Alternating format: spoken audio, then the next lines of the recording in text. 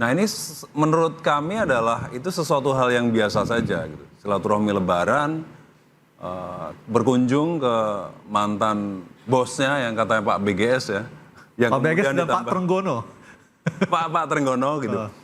Kemudian disebut sekarang masih bos saya. Nah mungkin itu yang dianggap beberapa kalangan mengatakan itu kontroversi gitu. Jadi tidak ada matahari kembar. Matahari itu hanya satu, yaitu Presiden Prabowo Subianto.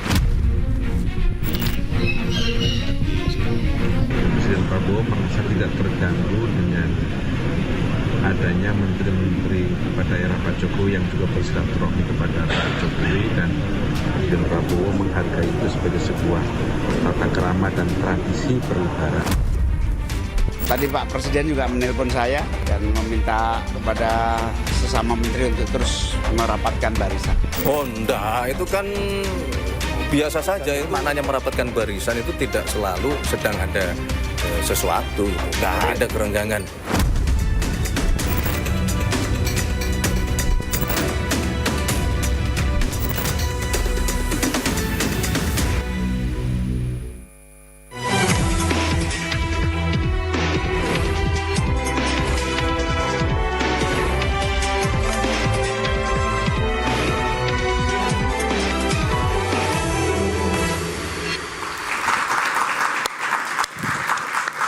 Selamat malam pemirsa, hembusan isu matahari kembar di puncak kekuasaan sudah dibantah habis-habisan.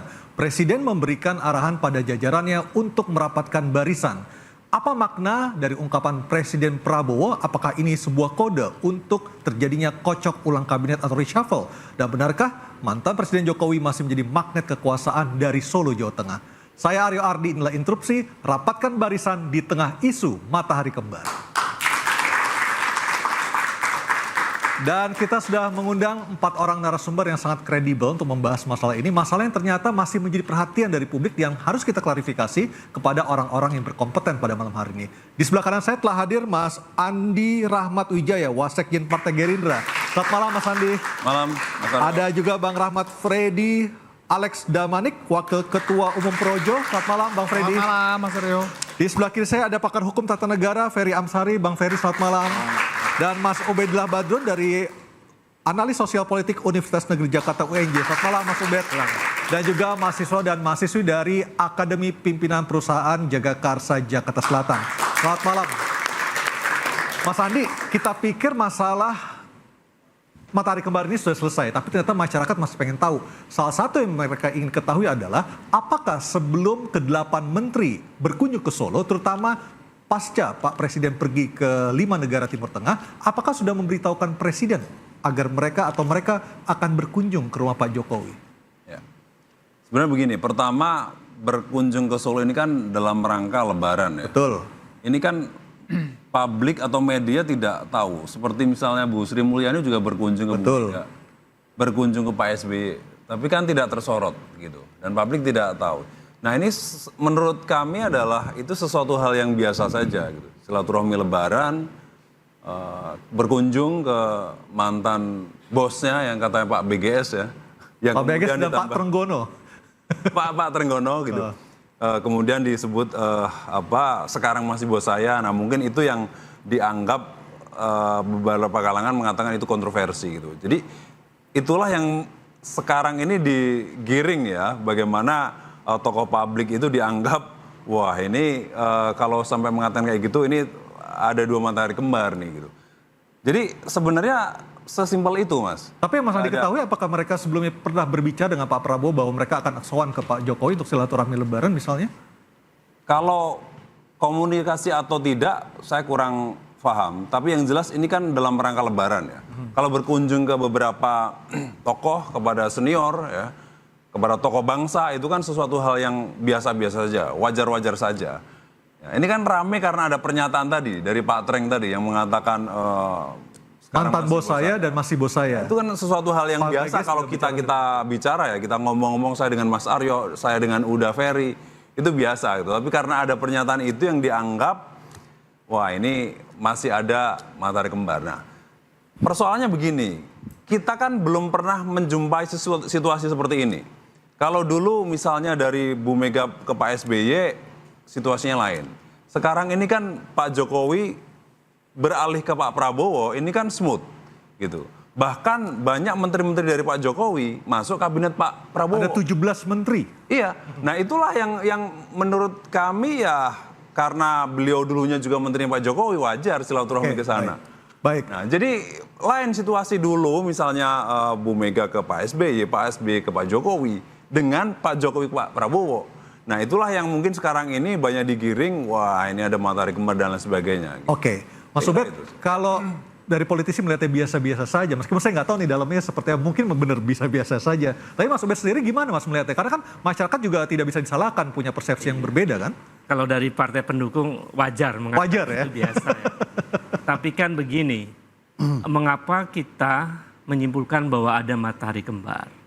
Argumen yang tidak bisa dibantah itu adalah berdasarkan peristiwa-peristiwa empirik. Rentetan ya? Rentetan peristiwa yang menunjukkan bahwa memang ada tanda-tanda yang sangat kuat ada matahari kembar. Misalnya ketika Prabowo mau menyusun kabinet, Prabowo datang ke Solo. Baru kemudian diumumkan kabinetnya. Dan ternyata kemudian ada 17 menteri orangnya Pak Jokowi. Widodo. Ya. Kemudian tiba-tiba misalnya Pak Jokowi menerima kunjungan Sespimen dari Polri misalnya. Seolah-olah dia adalah tokoh yang sangat luar biasa untuk kemudian punya kedatangan sangat khusus dengan kepolisian di level yang cukup tinggi dalam pendidikan kepolisian kan. Kemudian misalnya termasuk tadi silaturahim para menteri Lebaran ke rumah Joko Widodo. Saya ada beberapa peristiwa lain juga yang menunjukkan betapa Joko Widodo sebagai mantan presiden masih seolah-olah seperti presiden. Dan hal yang paling menguatkan matahari kembar itu adalah karena wapresnya anak Joko Widodo. Jadi itu yang membuat kemudian nggak mungkin dong anaknya yang jadi wapres itu tidak komunikasi dengan presiden. Jadi saya melihat memang masih kok ada kekuatan politik Jokowi yang mungkin dalam tanda petik intervensi dalam beberapa langkah-langkah politiknya Prabowo.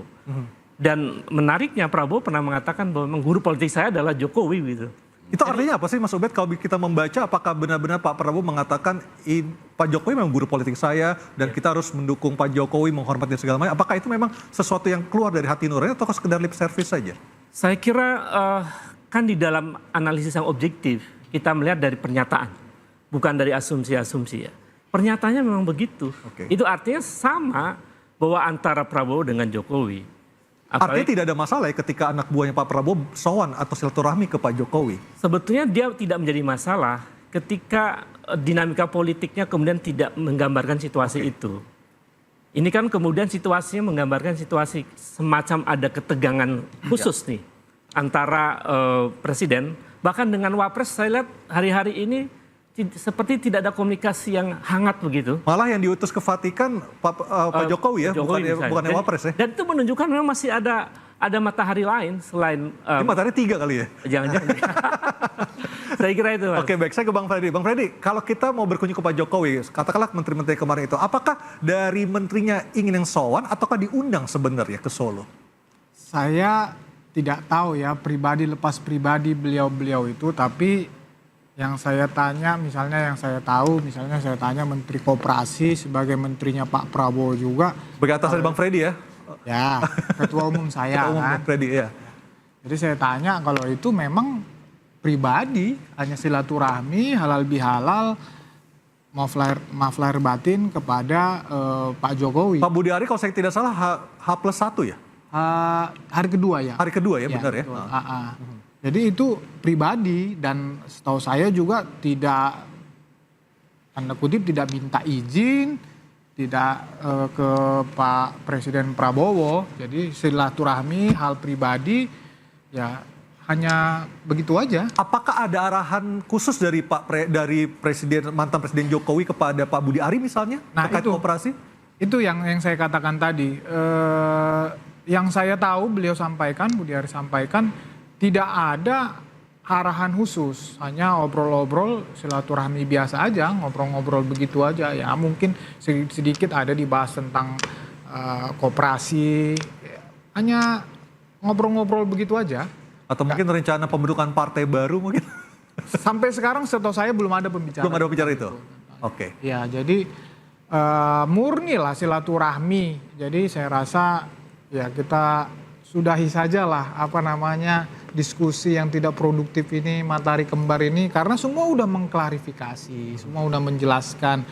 Nanti udah Ferry juga misalnya kalau saya melihat secara kita lihat ya dari sisi konstitusi dan sistem pemerintahan kita ya. Konstitusi kita, sistem pemerintahan kita itu kan presidensial ya.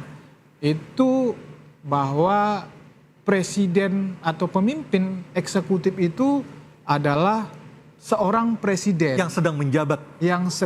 Seorang presiden. Jadi tidak ada ruang untuk matahari kembar di situ. Tidak ada ruang. Jadi Pak Prabowo Subianto adalah yang menerima mandat dari rakyat yang sudah secara konstitusional, secara hukum dilantik. Baik. Ya, jadi itu yang pertama. Yang kedua kemudian melihat dari posisi Pak Jokowi juga saat ini tidak ada dalam posisi formal di pemerintahan Pak Prabowo ya. Posisi formal tidak seorang menteri, tidak seorang kepala lembaga, Tapi ayahnya wakil presiden Pak Jokowi. Iya, ayah wakil presiden.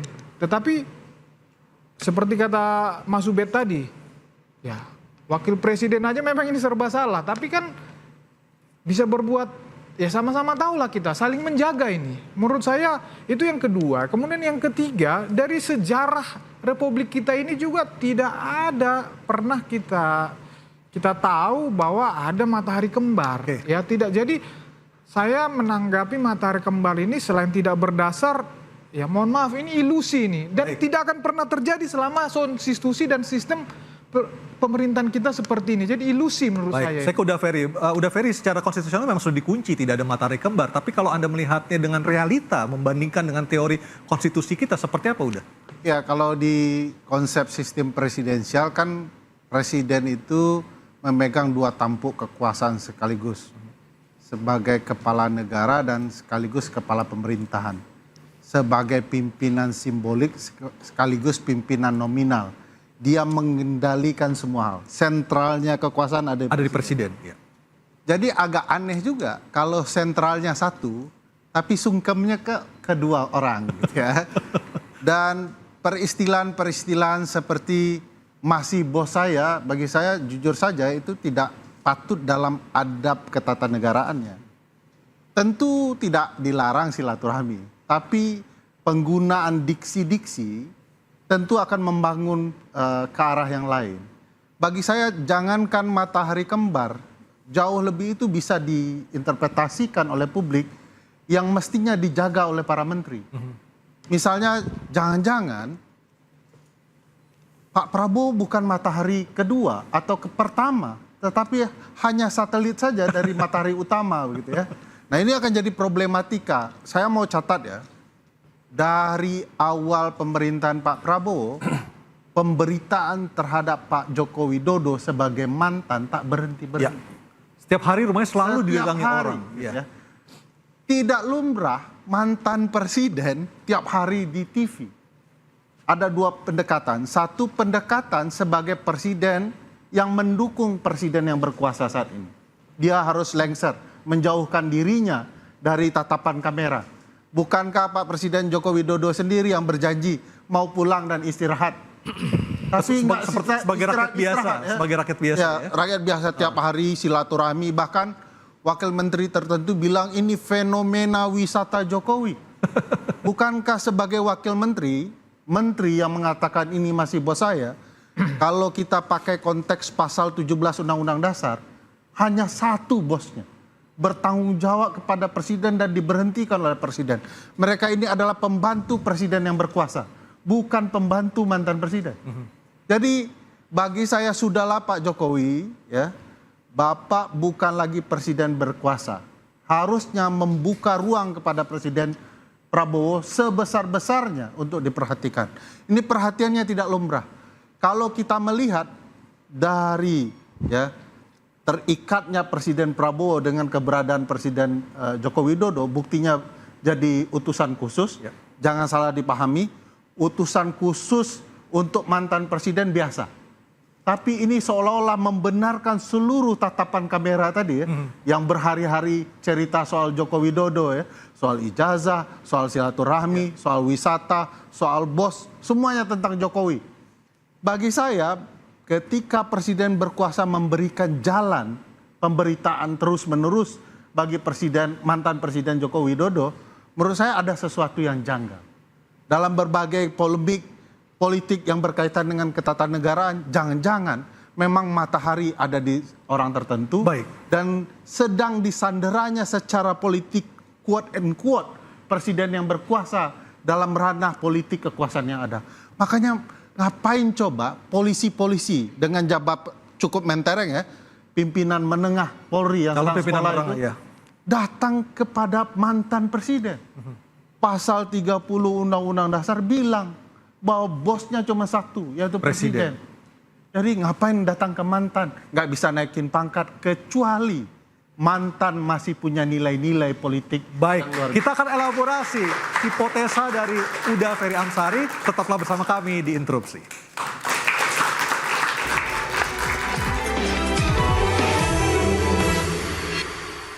Pak Prabowo tetap memiliki kekuatan, memiliki independensi, ya, memiliki kemampuan secara visioner ke depan untuk membangun Indonesia. Gitu. Dan tidak dipengaruhi oleh Pak Jokowi? Saya yakin tidak.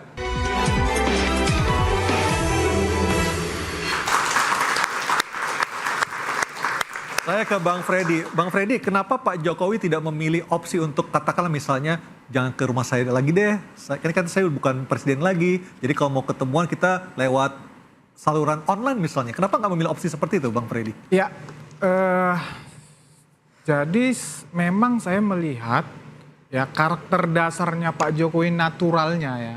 Dalam konteks misalnya kenapa sih dia masih mau gitu loh ditemuin masyarakat, terus kenapa nggak ditutup aja itu pintu, udah kalian jangan datang-datang lagi. Menurut saya justru itu yang membuat dia hidup. Kita kan bisa lihat apalah katakan kata masyarakat pencitraan ini, tapi itu konsisten loh. Jadi pencitraan yang dilakukan itu konsisten gitu loh. Jadi naluri dia itu ketemu masyarakat ya itu alami. Mau dikatakan itu pencitraan whatever lah, terserah lah. Tapi itu alami dan saya melihat itu akan terus melekat kepada Pak Jokowi. Jadi tidak akan bisa hilang itu. Tapi apakah Pak Jokowi pernah memikirkan dampak atau sisi lain dari tindakan tersebut? Katakanlah misalnya Pak Prabowo panggungnya akhirnya terbagi dua. Begini, pertama itu tidak melanggar hukum. Pasti, tidak ada larangan. Yang kedua bicara tentang bisa saja Pak Jokowi melihat ini seperti saya bilang tadi, bisa saja melihat ini memang ini kecintaan masyarakat terhadap beliau ini, memang ini sesuatu kekuatan. Yang kapan saja beliau mau, tanda kutip, bisa dipakai untuk melakukan sesuatu. Misalnya bikin partai baru gitu. Namanya kekuatan, whatever, bisa untuk partai baru, bisa mengarahkan dukungan, bisa mengarahkan masyarakat terhadap hal-hal positif untuk membangun negara ini. Tapi jadi, bukan post power syndrome ya? Saya lihat sih bukan post power syndrome ya. Saya lihat itu memang alami, natural dari Pak Jokowi itu kemanapun beliau. Coba lihat kemana, ke Medan, kemana, pasti ketemu masyarakat. Oke, kalau ada pihak atau banyak pihak melihat itu dari sisi persepsi negatif, silakan saja, sah-sah saja. Tapi justru kalau saya melihat itu justru hal yang positif yang terjadi kepada Pak Jokowi selama ini dan saya rasa itu tidak bisa hilang dari Pak Jokowi. Mas Ubed, kalau kita melihat tradisi ini kan baru terjadi saat ini. Dulu Pak Bu Mega tidak seperti ini, Pak SB juga tidak seperti ini, bahkan Pak Budiono pun juga mantan wapresnya Pak SB ini juga. Yang pertama di dunia. Pertama di dunia. Mas Ubed analisanya, silahkan. Jadi pertama saya melihat dari gestur ya. Kan dalam teori politik ada juga political behavior itu melihat diantaranya gestur dari psikologi politik dan lain. Jadi kalau dari gesturnya Jokowi itu terlihat masih seolah-olah dia masih jadi presiden. Apa yang paling terlihat Mas? Paling terlihat misalnya ketika dia cara bicara di hadapan media misalnya. Kemudian dia menerima tamu posisinya, terus menerima yang polisi-polisi itu. Bahkan menerima Prabowo juga posisinya seperti menteri menghadap presiden begitu. Jadi gesturnya itu masih gestur presiden. Jadi menurut saya ini ada potensi besar Jokowi ini mengalami post power syndrome yang luar biasa karena baru kali ini. Sehingga kita muncul pertanyaan tuh, mengapa sih sengotot itu Jokowi ingin terus punya pengaruh? Ada apa? Sebelumnya kenapa juga sengotot itu misalnya menempatkan anaknya jadi wapres? Ya. Ada problem apa sih sebetulnya? Ada masalah apa? Jadi saya melihat dia mau menunjukkan bahwa dia masih punya power. Sehingga kemudian seluruh elemen politik, kekuatan politik masih dalam kendali dia. Termasuk menteri-menteri yang di zaman Jokowi masih jadi menteri kan? Ya. Jadi sebenarnya dia mau menunjukkan bahwa saya masih punya kekuatan. Bahkan mungkin selain dia menunjukkan pada Prabowo, dia juga menunjukkan pada Megawati. Kesimpulan ini kan berdasarkan peristiwa-peristiwa itu. Jadi nggak bisa dibantah itu. Bahwa memang aktivitas Jokowi masih seolah-olah seperti presiden. Dan itu membutuhkan satu perasaan radikal untuk membunuh merasa jadi presiden itu. Sehingga tidak menimbulkan post power syndrome tadi. Dan harus lebih sensitif ya untuk merasakan apa yang dirasakan oleh Pak Prabowo ya. Oh iya. Jadi kan kalau Jokowi itu legowo, artinya sudah ini memang waktunya Prabowo begitu, mestinya dia bisa atau pandai-pandai menempatkan diri yang disebut dengan adab politik. Gitu. Nampaknya menurut saya beliau memang menunjukkan ini apa yang oleh siapa dan itu disebut sebagai man of contradiction itu. Jadi memang pribadinya seperti itu.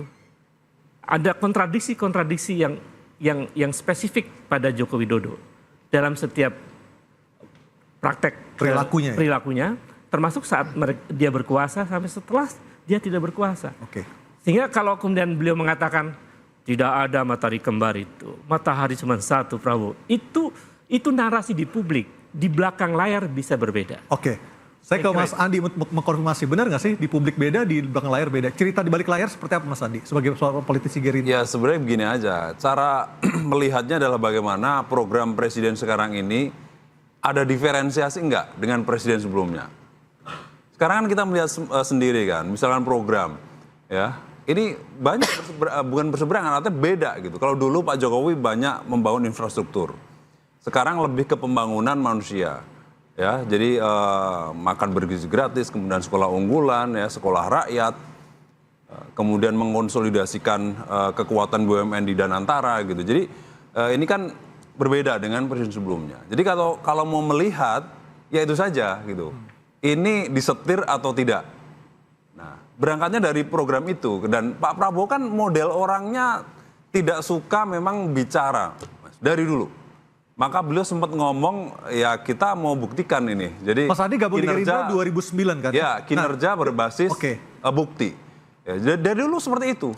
Ya, termasuk bikin partai ini kan nggak perlu ngomong kemana-mana, nggak perlu omong-omong, tahu-tahu 3 besar gitu. Jadi ini Pak Prabowo yang lakukan. Jadi publik saya harap bersabar saja. Nah, jadi nanti ke depan kan kita bisa lihat nih selama periode pertama ini seperti apa.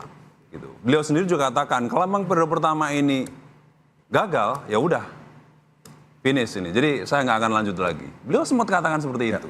Itu artinya sebenarnya Pak Prabowo tetap memiliki kekuatan, memiliki independensi, ya, memiliki kemampuan secara visioner ke depan untuk membangun Indonesia. Gitu. Dan tidak dipengaruhi oleh Pak Jokowi?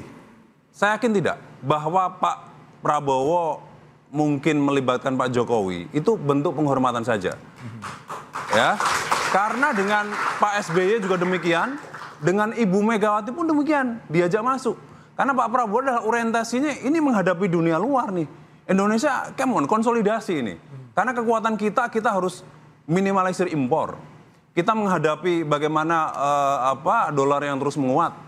Kita menghadapi tantangan geopolitik yang tidak ringan gitu. Jadi itu yang sekarang dihadapi. Jadi perang di depan mata, itu yang sekarang makanya Pak Prabowo mengonsolidasikan internal Indonesia, jadi menghormati presiden sebelumnya. Kebetulan Pak Jokowi itu dulu pimpinannya.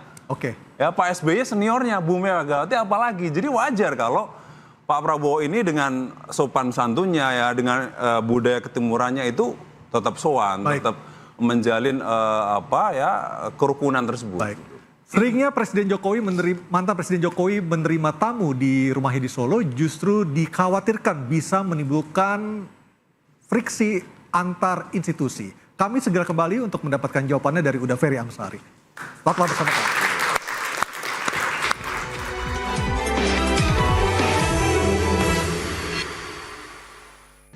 Kasih dong parameternya. Jangan pakai istilah jangan. Itu yang saya bilang tadi. Parameternya. Saya kasih tahu kepada Anda Itu yang saya bilang parameternya. tadi bahwa itu narasi adu domba.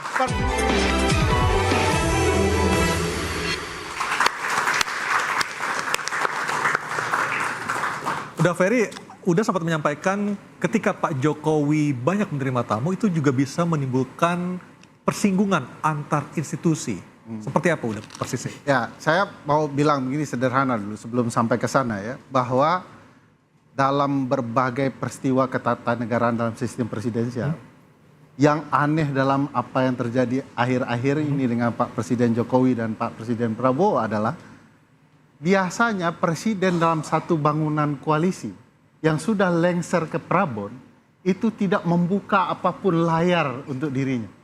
Dia akan menyerahkan kepada presiden yang dia dukung. Oke. Nah ini makanya disebut satu-satunya di dunia. Dia satu koalisi tapi masih juga berputar-putar di berbagai media. Banyak dampak yang bisa muncul. Salah satunya adalah relasi kelembagaan.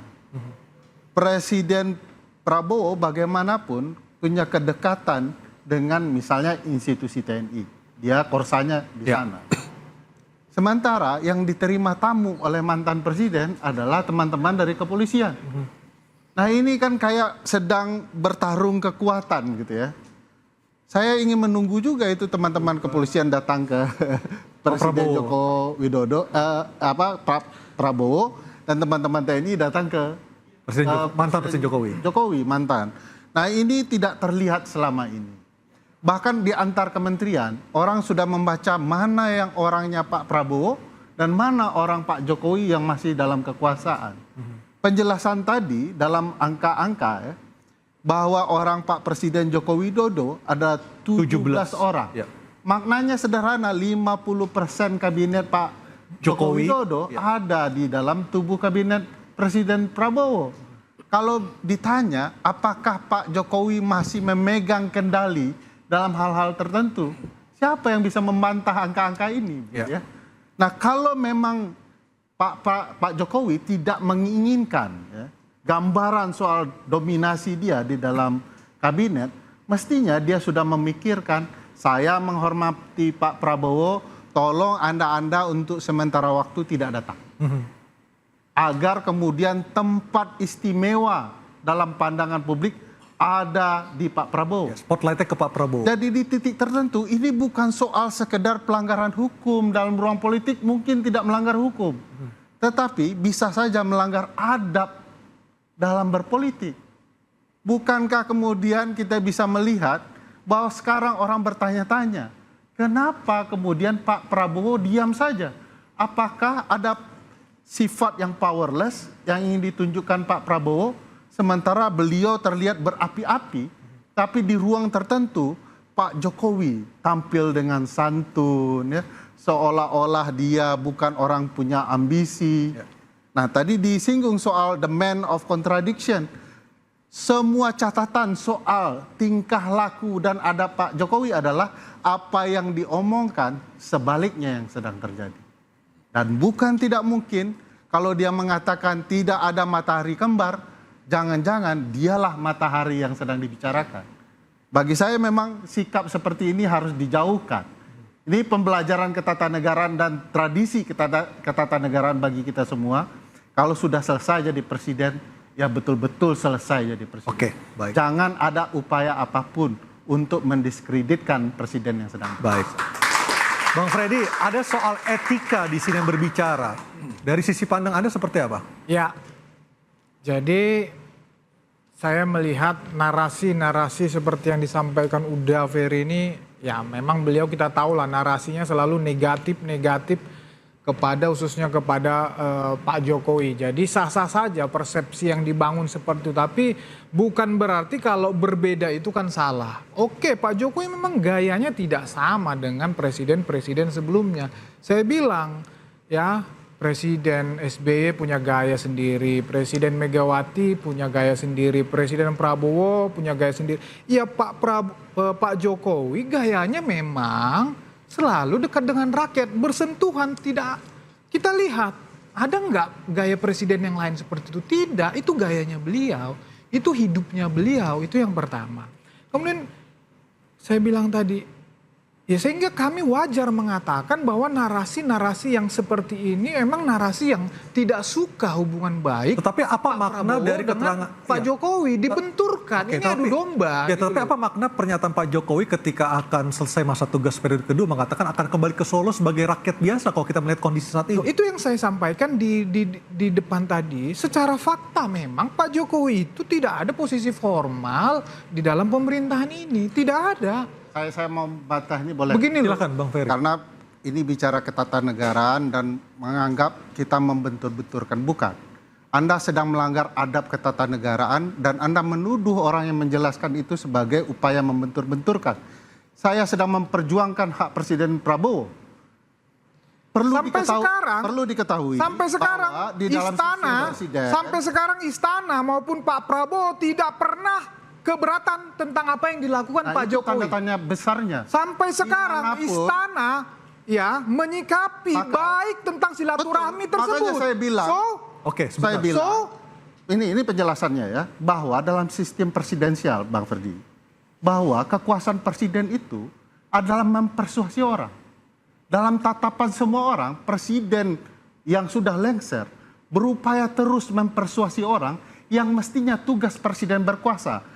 Pertanyaan Anda itu salahnya begini, harusnya menjelaskan apakah patut presiden yang sudah lengser membuka panggung besar. Harusnya dia punya adab untuk memberikan kepada presiden yang berkuasa. Jangan-jangan presiden yang berkuasa punya keseganan atau juga disandera berbagai kepentingan yang dilakukan oleh mantan presiden yang sudah lengser ini. Tidak lumrah. Jadi Anda sampaikan ke Pak Jokowi, kalau Anda punya adab, beri ruang Pak Prabowo berperan lebih banyak. Kecuali memang adab Anda yang kurang dan merasa Anda betul-betul dicintai orang.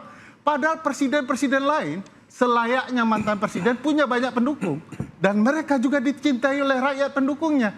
Cuman satu orang yang paling GR. Makanya saya bilang, dalam sepanjang sejarah kita, mantan presiden yang 5 bulan ini selalu tampil di TV tidak berhenti-berhenti, seolah-olah mencari perhatian hanya Presiden Jokowi. Jangan-jangan memang ada niat ya, ingin selalu menampilkan diri tak berhenti-henti, hanya ingin memberikan pandangan bahwa saya lebih baik dari Presiden Prabowo. Harusnya Presiden Jokowi belajar adab ketatanegaraan. Kalau presiden dan istana ya lepas saja, silahkan. Harusnya Presiden Jokowi yang sadar diri dan tahu malu begitu ya. Begini, kasih dong parameternya. Jangan pakai istilah jangan. Itu yang saya bilang tadi. Saya kasih tahu kepada Anda. Itu yang saya bilang tadi bahwa itu narasi adu domba. Begini loh, saya sepakat dengan Mas Andi tadi. Masih saja sibuk parameternya harus apa yang terganggu di pemerintahan Prabowo Subianto dengan yang dilakukan oleh Pak. Apa yang terganggu di situ? Program-program kerakyatan apa yang terganggu oleh Pak Jokowi? Pak Jokowi selama ini support dan antara support. Ini saya masih bicara ya. Hari ini juga, per hari ini juga istana mengutus Pak Jokowi ke Vatikan. Udahlah, narasi-narasi ini adalah narasi adu domba. Jadi pasal 17 mengatakan menteri adalah bawahan presiden. Presiden mana? Presiden yang berkuasa. Hari ini timbul gambaran masih bos saya. Apakah ini mengganggu dalam adab administrasi? Yes. Bagaimanapun tidak boleh ada bos tunggal. Pernyataan seperti ini mengganggu. Saya bilang program mana? Program mana yang terganggu? Program kerakyatan Prabowo mana yang terganggu? Bukan program mana yang terganggu. Makanya parameternya harus jelas. Program Prabowo mana yang berhasil yang Anda tanyakan? Yang Anda sampaikan tidak itu ada program hanya Prabowo pikiran, hanya di pikiran orang-orang yang tidak suka kepada Pak Jokowi dan Pak Prabowo bersama. Bukan Loh, pemikiran saya. parameternya harus jelas. Yang terganggu. Parameternya harus jelas. Anda membiarkan ini terjadi. Gitu loh. Saya kira mengapa muncul analisis ini? Ya silahkan, nggak masalah. Ya, karena memang ditunjukkan oleh Joko Widodo Iya. bahwa apa yang dilakukan menimbulkan interpretasi yang dinilai sebagai matahari kembar. Ya tapi jangan salahkan saya juga mengatakan kalau narasi lo tadi Jokowi, Anda sih orang yang tidak akan bisa mempengaruhi Itu loh. Widodo juga. Jadi bukan adu domba, ini Loh, adalah jangan analisis. Anda mengatakan begitu, tapi jangan salahkan saya juga mengatakan kalau itu adu domba. Siapa Fair yang dong. teradu? Siapa yang teradu? Coba Anda buktikan Loh. siapa yang sedang diadu. Oke. Apakah Pak Jokowi dan Prabowo berkelahi? Loh, justru narasi-narasi Atau Anda- itu membangun opini kepada Anda masyarakat. bilang kita narasi. Oke, kita Iya break dong. dulu. Anda Kita break bermasalah. dulu. Baik. Tapi ketika Anda mau tanya Udah bukti. Ferry, Bang Freddy, kita break dulu. Kita interupsi segera kembali sesaat lagi.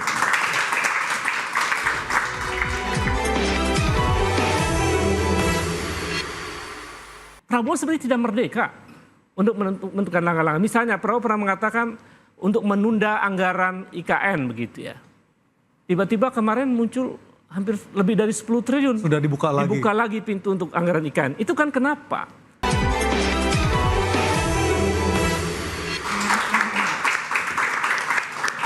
Mas Obed, tadi udah Ferry mengatakan ada masalah adab dan juga etika dalam bernegara. Ya. Apa yang mau disampaikan, Mas Obed? Jadi jika tidak ingin dinilai negatif oleh orang atau oleh publik, jangan lakukan tindakan-tindakan yang menunjukkan munculnya interpretasi negatif dari publik. Itu pesan etik tuh. Kalau ditanyakan apa parameter dan sumber dari adab adalah etika dan moral. Etika dan moral itu adalah hal-hal yang tentang baik dan buruk, tentang hal yang sifatnya normatif yang luhur. Dari situ kemudian kita bertanya, apakah baik seorang mantan presiden masih menerima pimpinan Polri misalnya? Apakah baik seorang mantan presiden masih menerima para menteri yang sedang berkuasa lalu menyebut dirinya sebagai bos? Apakah baik misalnya banyak pesan-pesan yang menunjukkan bahwa dia masih intervensi? Bahkan sering upaya-upaya itu dilakukan di beberapa tempat.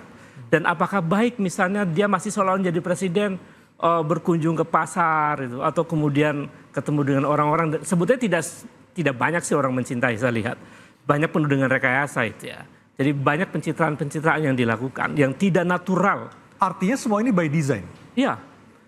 Karena itu menurut saya ini perlu diingatkan. Jadi saya kira kita mesti terbuka kepada publik bahwa mantan presiden itu memerlukan sikap etik untuk menjadi contoh bagaimana mantan presiden selayaknya berperilaku.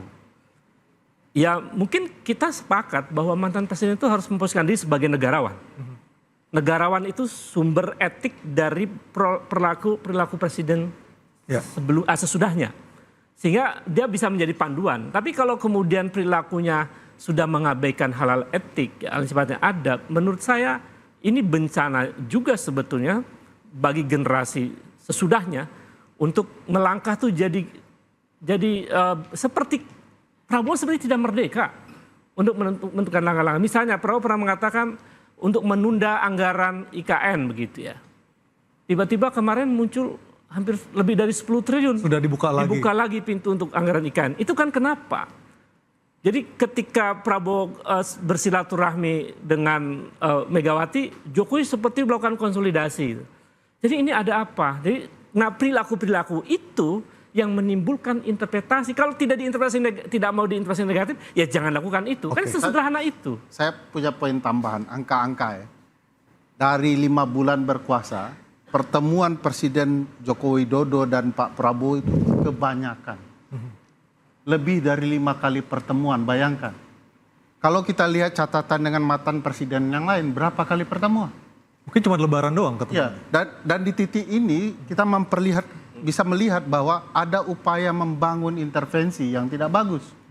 Padahal tugas mantan presiden yang mendukung presiden adalah memastikan dia punya ruang besar ya. Jangan tiap hari mau bertemu presiden. Masa ada mantan presiden mau bertemu tiap bulan sekali? ini yang dilakukan oleh Presiden Joko Widodo yang menurut saya tidak sehat. Maka kelakuannya diadab. Kalau mau tarik ke konstitusi, sudah dilanggar pasal 17, dilanggar pasal 30, di mana bos dari institusi-institusi ini hanya satu, yaitu Pak Prabowo, tidak lain, tidak bukan. Oke, Bang Freddy. Ada yang dilanggar secara konstitusi juga? Nggak ada yang dilanggar. Kita ini suka melebih-lebihkan seperti yang saya bilang tadi. Tapi kan kita bisa lihat, ini saya bilang narasi-narasi seperti ini akan terus dibangun oleh orang-orang yang itu-itu saja. Yang itu-itu Meskipun saja secara apa? fakta Anda tidak bisa memungkiri juga kan Bang Freddy? Yang itu-itu saja apa? Ya, yang tidak suka kepada Pak Jokowi, yang tidak suka hubungan baik Pak Jokowi dengan Pak Prabowo. Udahlah, kita fokus saja kepada pemerintahan Pak Prabowo ini. Kita lihat apa programnya. Seperti tadi udah disampaikan Mas Andi. Ini kan tantangan ini ke depan ya luar biasa. Ayo dong kita support pemerintahan ini. Ya. Tapi apakah Projo bisa menerima ini sebagai masukan konstruktif, Bang Freddy? Saya tadi udah menjelaskan, itu karakter dasar Pak Jokowi. Tadi Mas Ubed mengatakan, apa baiknya? Loh, saya bilang tadi sih, emang tidak baik memberi kebahagiaan kepada masyarakat itu. Oke, itu just selfie, tapi itu berbahagia dia. Gitu loh. Oke, Mas Andi. Itu alami loh. Loh, itu murni. Tanya itu masyarakat itu bahagia nggak lu datang kepada Pak Jokowi? Bahagia nggak lu foto sama Pak Jokowi? Jokowi Widodo jadi petugas pembagi zakat saja supaya nggak ada masalah, silakan lah. Makanya saya bilang narasi-narasi seperti itu akan dibangun, mau isu apapun akan selalu dipakai. Mau isu ijazah palsu lah, mau isu apapun akan selalu seperti itu. Nah, yang mau saya sampaikan adalah sudahlah Pak Jokowi dan Pak Prabowo itu ya ini memang khasnya beda. Bukan berarti kalau beda itu salah. Tadi udah di awal disampaikan. Pak Prabowo udah berulang-ulang statement. Ini emang kelanjutan. Baik, saya ke Jadi apa yang salah? Mas Mau Andi. ketemu setiap bulan, ketemu setiap minggu, setiap hari. Loh, apa yang salah di situ? Mas Andi, Pak Prabowo terganggu nggak sih dengan perilaku Pak Jokowi selama ini? Ini kan karakternya memang berbeda ya Mas. Jadi mantan-mantan presiden ini kan Bu Mega ini setelah selesai lebih banyak ke kebun anggrek gitu. Pak SBY ya melukis, bikin Nyiptain lagu, main gitar. Pak Jokowi ini sukanya mungkin ya bertemu masyarakat. bertemu Pak Prabowo juga suka. ini karakter mantan presiden kita. Jadi kesibukan setelah pensiun ini kan memang lain-lain gitu. Jadi Pak Jokowi kan suka itu tadi ya bertemu masyarakat ya. Memang itu tadi Bang Freddy udah sampaikan. Kalau Pak Prabowo terganggu atau enggak ya, sebenarnya soal terganggu atau enggak ini kan terkait dengan program pemerintah yang beliau pimpin ya. Selama ini saya tidak melihat Pak Prabowo terganggu, itu saja. Jadi meskipun beberapa hal sedikit ada mungkin ya usulan-usulan ya, misalnya kayak IKN. Ini kan belum jadi juga, tadi mobilnya ditunda. Jadi prioritas beliau adalah karena anggaran ini diprioritaskan untuk pembangunan manusia, nah, beliau lebih tekankan untuk itu, misalnya itu. Nah sisi yang lain adalah Pak Prabowo ini enggak suka bicara di media Mas. Jadi artinya begini, beliau sendiri sampaikan kinerja berbasis bukti, jadi evidence based performance ya, beliau sudah sampaikan di istana.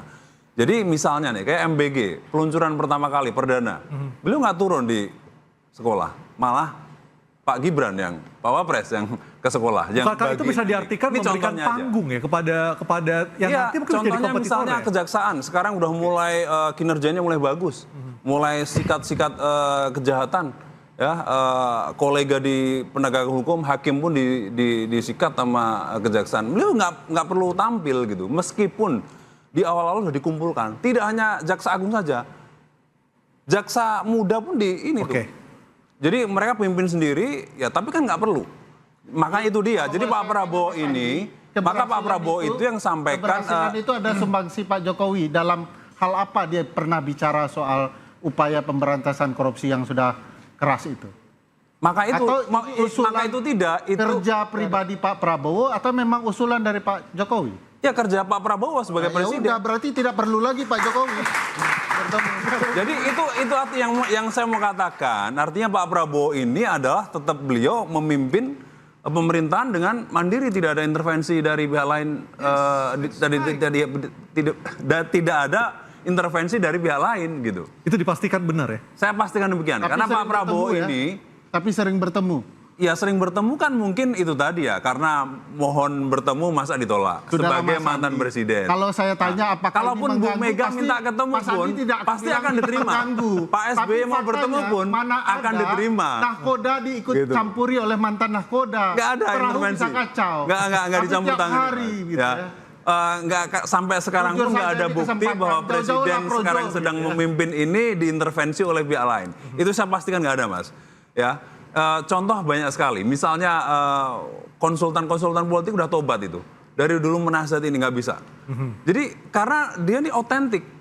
Dulu waktu kampanye 2014, maaf nih Pak Jokowi suruh pakai Innova, Pak JK Pak Innova. Beliau disarankan Pak suruh pakai Innova. Wah, nggak. Saya udah terbiasa pakai Lexus. Iya. Ngapain harus mengubah kayak gitu? Ya, karena Pak Itu Jokowi namanya pencitraan. berpura-pura gitu. Jadi sekarang harus otentik saja. Itu poin bagus, Mas Apa Andi. yang disampaikan Pak Karena Prabowo, Pak Jokowi program sering apa pakai yang Innova kampanye, disampaikan ya tapi itu aja, setelah jalan aja. selesai ketemu Pak Prabowo pakai BMW. Oke, kita akan melihat ke depannya akan seperti apa, bagaimana konstelasi politik setelah berbagai macam rentetan peristiwa yang terjadi selama ini. Mudah-mudahan Indonesia akan tetap kuat dan pemimpinnya tetap kompak dan rakyatnya sejahtera, adil dan makmur. Saya Aryo Ardi, terima kasih atas kebersamaan Anda. Selamat malam dan sampai jumpa.